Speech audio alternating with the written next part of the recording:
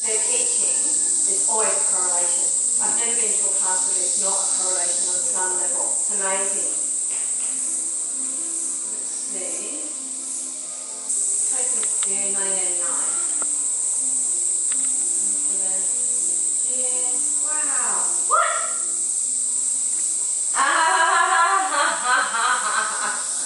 What's going down? 27th of June 1989. Is that right? Yep. That's Yogi Bhajan's galactic signature. Sorry, forgive my ignorance. What does that mean? Well, Yogi Bhajan he's the man. You know, he's the man. He's an amazing, he's passed now, 2004. He was a master of the Kundalini. So the serpent energy, the goddess energy. Yep. Yeah. So the force in which the soul is embodied, that energy, he mastered it. He was a resonant eagle. The challenge of the resonant eagle is the Kundalini. It's all about the eagle liberates the Kundalini. So he was a master of the Kundalini. You're joking, I've got a massive eagle tattooed on me with no knowledge of that whatsoever. Yeah. Garuda was the inspiration. It's like crazy. There's some synchronicity. What a synchronicity. Yeah. That's amazing. And so, what exactly is a signature year? You gotta explain the Mayan calendar. Okay. Yes, okay. So the Mayan calendar was created by Jose.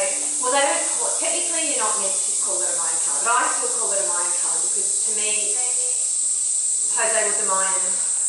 He was the last living Mayan enlightened leader. The last one was Paco Batan before him. That's 600 BC or something like that. 600 AD, whatever. I think it was 600 AD, which was after Christ. And so he was the last conventionally known leader of the Mayan civilization.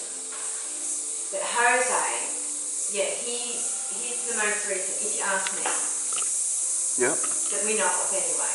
There might be unknown tribesmen that we don't know of, but as far as in the West that we know of. And he created the dream spell based on all his research into Mayan cylindrical systems, because I had lots. And it was all based on profound mathematics, profound in the sense that it was based on mathematical harmonics and also the synchronization of celestial bodies. This is my lesson. I love it. Yeah. I'm so intrigued. Yeah, and so that's Jose. And so because the dream spell, because the long count, which was the calendar that ended in 2012, which was to mark the beginning of the new age, ended in 2012, because that was supposed to be the end of time. And it is the end of time, but time is winding down. It's not like time's been winding up, getting faster. 2012, time stops. So once time stops, it has a certain momentum, and that's what we're experiencing now. So we're in the transition phase to the end of time. And so because that was... To the end of some sort of... To the end of time as we know it. Time in the sense of linear time. End of time is a linear, in force time, basically, the end of force time. But it sounds more, dramatic if you say the end of time. But it's the end of force time. Because natural time isn't linear, it's synchronic, synchronistic, and it's exponentially infinite.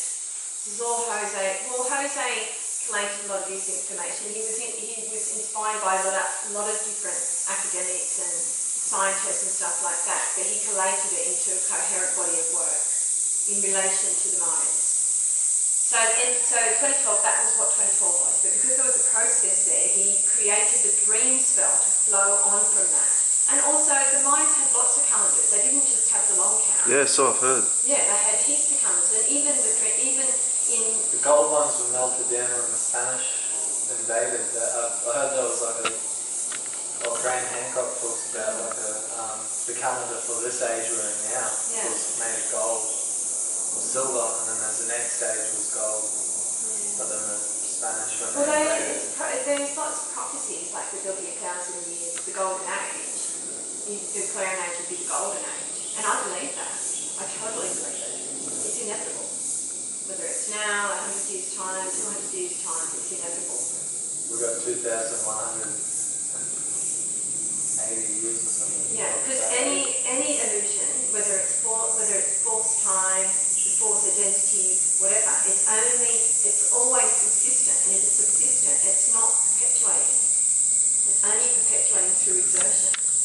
Like it's all dependent on life force. Without life force, nothing exists. Yeah. Not even the illusion. So it's inevitable. At some point, that illusion is going to break down. And so he created the dream spell. And so your birthday, the resonant eagle, blue resonant eagle, is the day in the dream spell when you were born, when your soul incarnated into this physical form, was a resonant eagle. So the resonant eagle characterises your life and your journey through the Zolkin, your journey through the Capita, your journey. And you're guided by the resonant hand. You guys are always guided by the resonant hand, which is accomplishment. Knowing, healing, and accomplishment. Yeah. That's some beautiful information for me right now. Thank you. Yeah, I'll read you the exact words of the affirmation. I channel in order to create. Inspiring mind. I feel the output of vision with a resonant tone of attunement. I'm guided by the power of accomplishment. So that's the day in the dream spell. In the long count, you were a rhythmic wind, which is sealing the input of spirit. With Man, the wind and the eagles there, that's fascinating. It is. Rhythmic tone of... I'm kind of so, I'm not baffled right now, but those synchronicities are so powerful to me, I don't really know how to react to that right now. Well, synchronicity is the inherent nature of time, and the mind's work, the masters of time as consciousness. So if they were the masters of time as consciousness, they were the masters of synchronicity. What that recognise the harmonics. Yeah, recognise the harmonics and the synchronic order of the cosmos. And what that suggests to me is that a prophecy arises out of that, then it's not to be taken lightly. They're the masters of synchronicity, of time as consciousness, and the synchronic order of the celestial sphere. Then their prophecies are not to be taken lightly. But it's funny because I noticed when I caught up with people in the community after 2012, a lot of people were disenchanted. I wasn't disenchanted at all. I was actually I was surprised that other people weren't, that there was this sort of lull after 2012 because, I don't know, whether people had expectations or whatever, but I could totally see the unfolding. And I think now a lot of people are like that. They are seeing the unfolding. That it is all. You either choose to acknowledge it or you don't, and the more you notice, it's like the more the flow keeps happening, and you start dropping in on other waves outside of the self, kind of. Delusion might be like working for someone else now and realising that I can just work for myself. Distraction could be destroying that old belief behind So this is a crop circle. yeah, Crazy, it's amazing. I love like optical illusion art. My last show was a big optical, Bridget Riley optical illusion on my mural in the gallery wall. So that crop circle was discovered on 28th of July 2004. Okay, you know what would be really cool? Show. To see what the 28th of July 2004 was in the galactic calendar. 28th of July, and what year was it? 2004. Oh my god, 2004. So not that long ago. 2004. Whoa, oh my god. Okay, so it's the magnetic dragon. 28th of July 2004, blue crystal storm year, magnetic dragon. So the potential of the magnetic dragon is 1320, the cosmic sun. It's a perfect challenge for the wave spell that we're currently in at the moment, and this is the last day of the monkey wave spell. And the challenge to the monkey wave spell is the dragon wave spell. And another layer of synchronicity that's birth. How do we think of this moment right now? You guys are giving birth. Like, cool. And this is this year in the solar cycle in the Gregorian calendar is the magnetic mirror, sorry. Like next 12 months in the Gregorian calendar will be characterised by the magnetic mirror because the first New Year's Day was the magnetic mirror and we were playing an invasion. So the potential is a cosmic sun, which is the ratio of 1320, which is the frequency of natural time. That was the potential of this.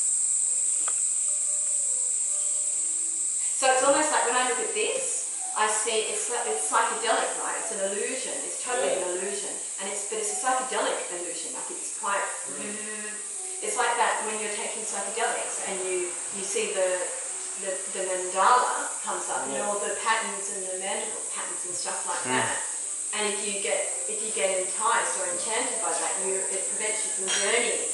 And it's almost like that. It's almost like needing to see past the pretty colours in order to go deeper into the depths of reality and to take the journey. Getting past the delusion. Yeah. And the delusion is just like, it's almost like a certain degree of superficiality or a certain two-dimensionality about it. 2DMT and enchant what? Yeah, it's like 2D. Get out of the 2D, the superficiality of it. That's one thing I've come to notice in the circles, just seeing all the sacred geometry that's drawn and the mandalas, just really holding that 3D state of mind. Yeah, instead of getting lost on the plane, like on a 2D plane. Yeah, it's like if you see that this dense reality and visible reality is all that there is, then that's matrices, not lattices, eh? Yeah, that's the akin of being lost in the psychedelics and not being able to go on the journey. Yeah. When you consider both the visible and the invisible, it's like that recognition of the invisible is the fuel through which your journey is taken.